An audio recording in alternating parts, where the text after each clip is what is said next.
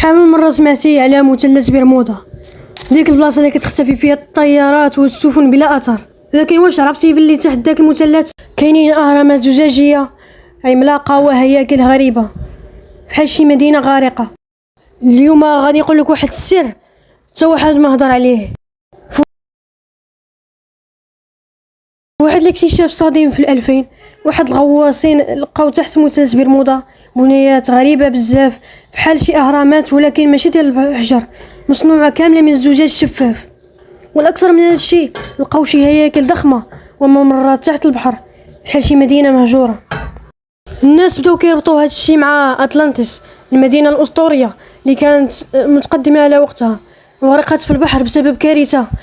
بزاف ديال الباحثين كيقولوا ان هذه المدينة يمكن تكون تحت مثلث برمودا، وان داك المثلث فيه طاقة خارقة هي اللي كتسبب في هذه الاختفاءات الغريبة. شنو رايك؟ واش فعلا تحت مثلث برمودا كاينه مدينة غارقة من الحضارة المنسية، ولا كلشي غير خيال؟ خلي رايك في التعليقات وخليك معنا حيت جايين بفضائح وتسريبات مرعبة مازال ما سمعتيهاش.